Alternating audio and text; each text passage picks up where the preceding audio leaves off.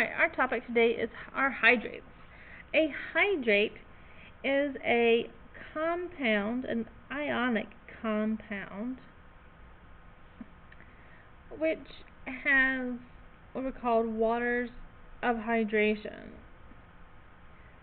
So basically, it's this ionic compound that then has waters that are bonded to it. Okay? And what we're going to do in this video is determine how many waters are bonded to this ionic compound. In order to do that, we have to have another term that we understand, anhydrous salt. So an, means not. Hydro refers to water. So this is a salt without water. Right? And so this is our ionic compound without water. Okay, so we've driven all the water away. Right? The way we would drive the water away is to evaporate it. Now this is not a solution where we've dissolved something in water. These are solid compounds, but they just have waters attached to them. Alright, so the formula for hydrates is our ionic compound, so I'll just call that X and Y. Then we'll have this dot to represent our waters, and then we'll have some number of waters. Okay, so basically we have our ionic compound. This dot does not mean multiply, it just means that they're attached some number of H2O molecules. Okay? The way we name the hydrates is we name the ionic compound. Okay? And then we use a prefix which is equal to the number of waters. Right? And then it ends in hydrate. Okay, so for the first one, MgSO4, that's magnesium sulfate.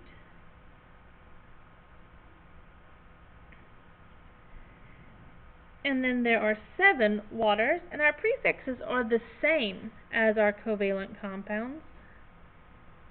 Okay, same as our covalent compound prefixes.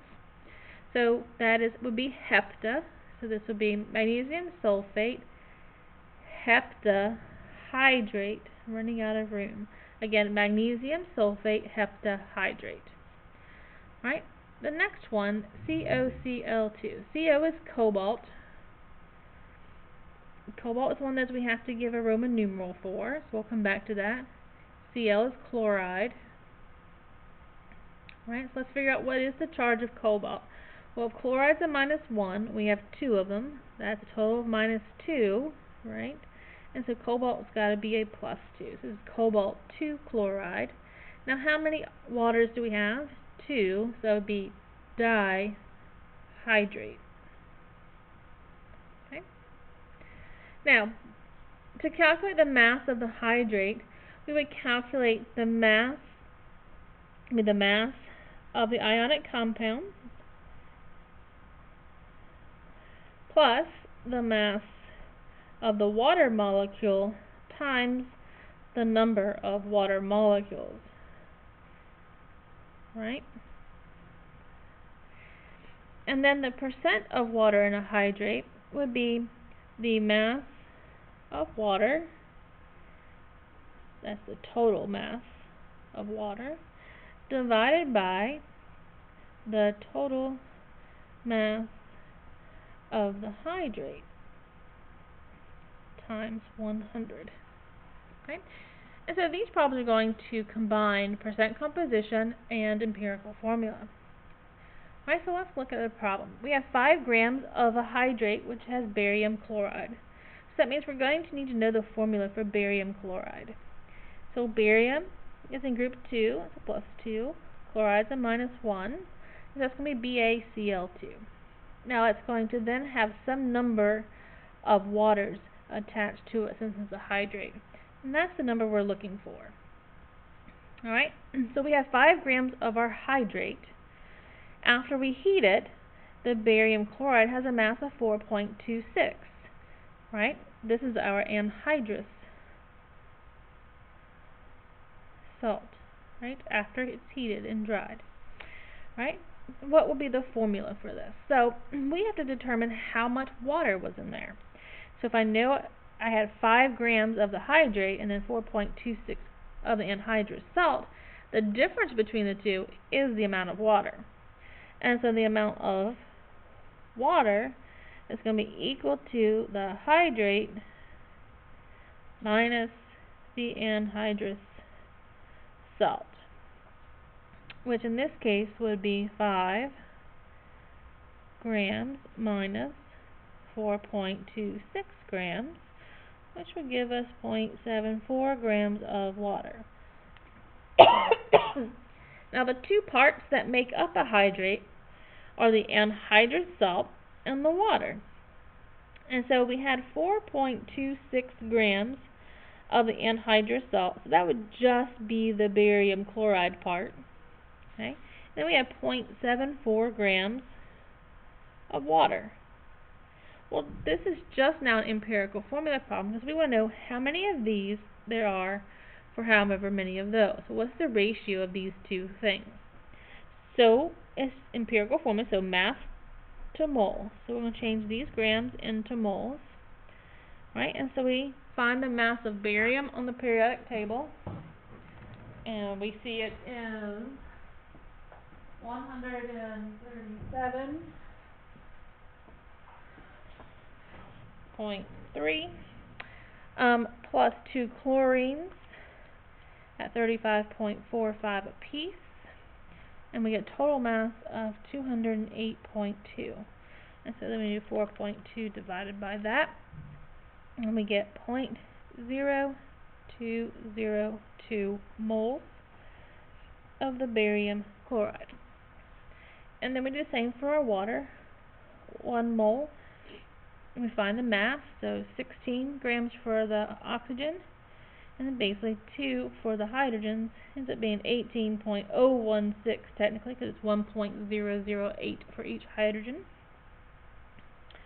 And then we divide 0.74 divided by 18.016, and we get 0.0411. Oh, just one. Okay, for 1, we only had 2 significant figures. And that will be our moles of water. Now we divide by small, would be 0.0202.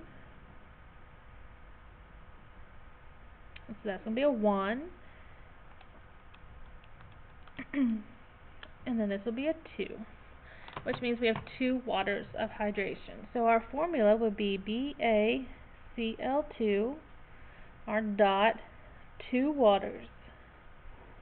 Alright, and then it wants us to name the hydrate. So this would be barium chloride dihydrate.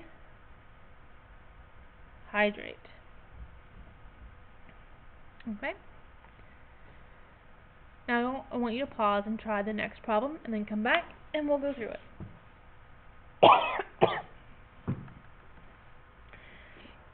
Alright, so first we need to figure out how much water. After our water was driven off, we had this much, 3.87 grams of calcium sulfate anhydrous. Our original hydrate was 0.489. So if we subtract those two, we will find the mass of our water. So we have 4.89 minus 3.87 gives us 1.02 grams of water. So next let's find our ratio of anhydrous salt, calcium sulfate, and water, 1.02 grams of water. So we convert our grams to moles, 18.016 grams of water, and our calcium, 40.08 for calcium, 32.07 for sulfur, and then 4 oxygens add up to 64, 136.15 grams. So 3.87 divided by the molar mass calcium sulfate gives us 0.0284 moles, and then 1.02 divided by 18.016 for the water, that gives us 0.05 moles. Did I plug that in right? 3.8.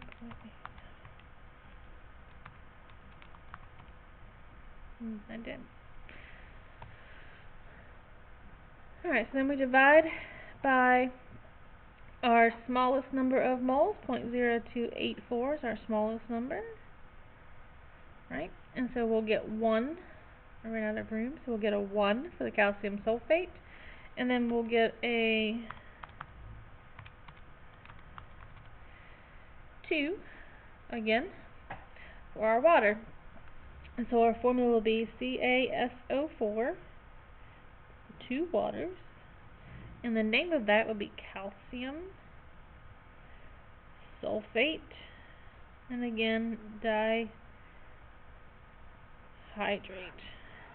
So you're going to want to review your prefixes for your covalent compounds so that we can name these correctly.